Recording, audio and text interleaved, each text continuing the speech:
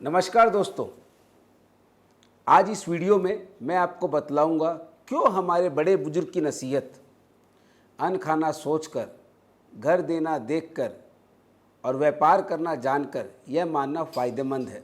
जो आज है उनमें काफ़ी शहजाद आलम जैसे हैं जो बीते हुए कल के अनुभव का लाभ उठाना ही नहीं चाहते और न ही आसपास में होने वाली घटनाओं से सीखते हैं क्योंकि वो बहुत बिजी हैं। यह शहजाद भाई की बात नहीं है, मगर आज भी काफ़ी सारे ऐसे लोग हैं जिन्हें अगर कोई सजेशन दे तो उसे वो इंटरफेरेंस मानते हैं और बड़े बुजुर्ग अगर कुछ कह दें तो वो उन्हें आउटडेटेड कह के दरकिनार कर देते हैं। चलिए आपको कुछ इंटरेस्टिंग एग्जांपल देता हूँ।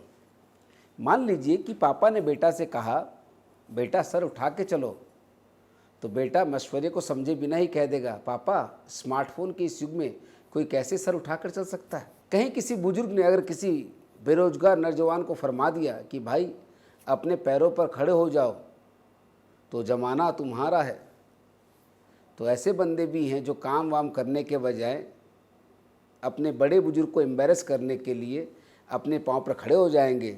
जैसे कि अमिताभ बच्चन ने नमक हलाल मूवी में इस गाने के मुखड़े के पिक्चराइजेशन में खड़ा होकर किया था।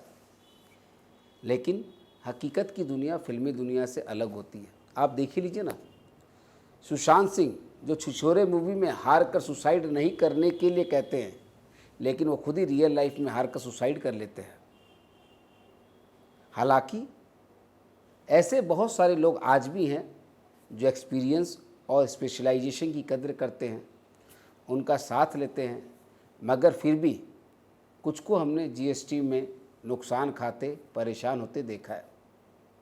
जब हमने उनसे बात की, उनके प्रॉब्लम्स को केस स्टडी के रूप में लिया, तो पाया कि उनके आसपास जो हो रहा है, जो जजमेंट और रूलिंग आ रही है, उसके बारे में उन्हें जानकारी नहीं है। और वो कहते हैं कि अगर उन्हें मिल भी जाती है तो वो लीगल लैंग्वेज में होती है जो उन्हें समझ में नहीं आती। यानी कहीं ना कहीं चक्कर समझने का फेर है। इसलिए हमारे वीडियो में हमने थोड़ा सा हटकर एक्सपीरियंस को बतलाते हैं ताकि कनेक्ट किया जा सके। इस वीडियो में मैं आप लोगों को लखनऊ के श्रीमान शहजाद आलम के लाइफ में जो ट्रेजेडी घटी उस बारे में बतलाऊंगा और उससे हम क्या सीख सकते हैं, बिजनेस के तौर तरीकों में क्या बदलाव करना चाहिए, उस बारे में भी डिस्कस करेंगे। हुआ कुछ यूँ कि शहजाद साहब ने अपनी एक दुकान आज़ाद मलिक नाम के एक व्यक्ति को किराए पर दी जो कि जनरेटर का बिजनेस करते थे। अब जैसा कि आमतौर पर होता है, जब किराए पर किसी को घर दुकान देते हैं तो कोई लिखा पढ़ी तो होती नहीं, सादे पेपर पर किरायानामा बना लिया जाता है, या फिर कोई बहुत ज़्यादा कोशिश होता है तो वो लीव लाइसेंस एग्रीमेंट करके उसे नोटरी करवा लेता है। आपने भी ऑब्जर्व किया होगा कि जब भी कोई किसी से बिजनेस ट्रांजैक्शन करता है तो मुनाफे के बारे में ज़्यादा सोचता है।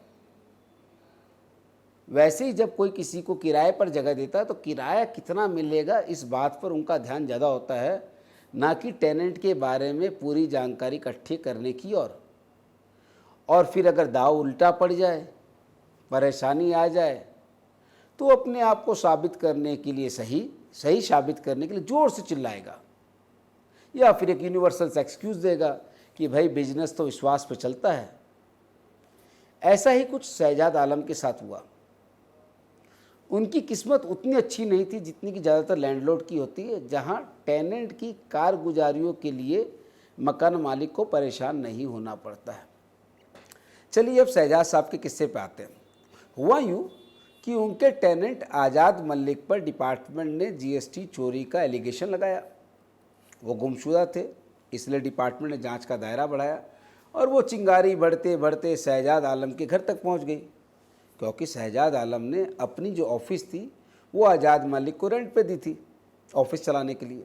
डिपार्टमेंट ने जब शहजाद आलम से मलिक के बारे में पूछा, उसे बुलाने को कहा, तो उसके बारे में वो कहाँ मिलेगा, इस बारे में कोई बहुत कन्विंसिंग रिप्लाई वो अफसर को नहीं दे पा रहे थे।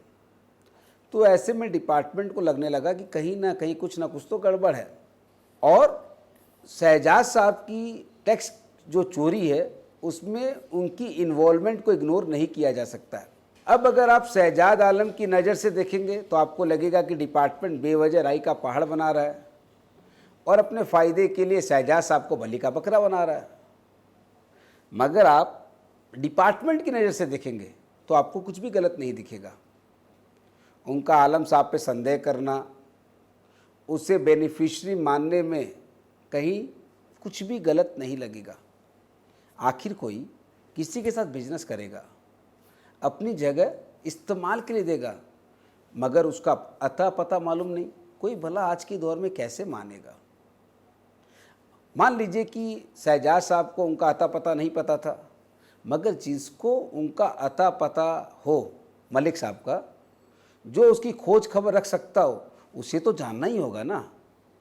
ऐसा नहीं होने पर मिली भगत का आरोप लगना तो तय है। और डिमांड इशू ये नेचुरल है। ऐसा ही कुछ आप देखिए ना, इन दिनों बोगस बिल के मामले में होता है। बोगस बिल के मामले में आसामी के नहीं मिलने पर, आसामी मतलब जिनका बिल है, बोगस बिल के जो फोर्जरी बिल इशू करते हैं उसे जीएसटी की लैंग्वेज और डिपार्टमेंट की भाषा में आसामी बोलते हैं। बोगस बिल के मामले में आसामी के नहीं मिलने पर जीएसटी ऑफिसर जो है मनी लॉन्ड्रिंग का आरोप लगाते हैं और इनकम टैक्स ईडी में मैटर भेज देंगे, यह कर डराते भी हैं ताकि टैक्स की रिकवरी हो सके। मगर आपकी जानकारी के लिए बतला दूं, अगर वो नहीं भी चाहेंगे तो लीगल फ्रेमवर्क में मैटर ईडी इनकम टैक्स में आजकल फॉरवर्ड होता है।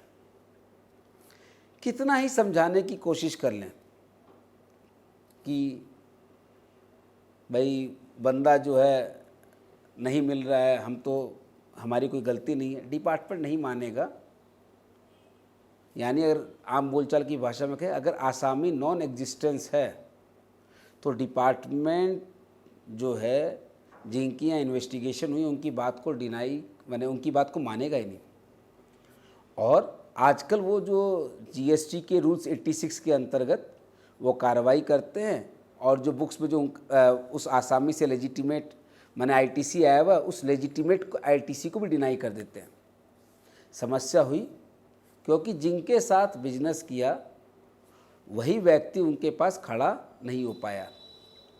अब आप ही सोचें कि आलम साहब कितना ही कहे, कितने ही विश्वास की दुहाई दें, अफसर क्यों मानेगा? क्योंकि नुकसान आलम साहब का नहीं, सरकार का हुआ है। अब शहजाद साहब को समन किया गया, वो डिपार्टमेंट भी गए, किराएनामे रेंटल एग्रीमेंट को भी दिखाया, अपना बयान भी दर्ज करवाया, सफाई भी पेश की। पर कहीं ना कहीं शहजाद साहब को समझ में आने लग गया कि जीएसटी ऑफिसर उनकी बातों और जो किरायानामा है उससे कन्विंस नहीं हो रहे हैं और बात इस कदर बिगड़ गई है कि अब उन्हें अरेस्ट किया जा सकता है।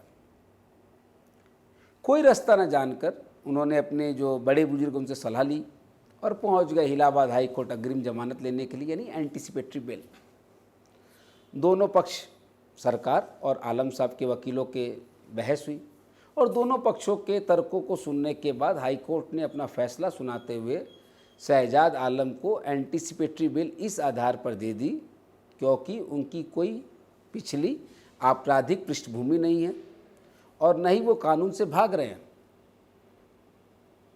मगर 20 जून 2020 को जो एंटीसिपेटरी बेल मिली है वो शर्तों के साथ है। शर्त कैसी है? डिपार्टमेंट को इन्वेस्टिगेशन में कोऑपरेट करना पड़ेगा, बुलाए जाने पर जाना होगा, भारत के बाहर नहीं जा सकते, आदि आदि बहुत सारी हैं। आप माने या ना माने, कोर्ट जाने से, डिपार्टमेंट आने जाने से टाइम तो बर्बाद होता ही है, पैसे लगते हैं और परेशानी टेंशन तो भरपूर होती है। इससे बचा जा सकता था। तो आखिर इस किस्से से हमें क्या सीख मिलती है?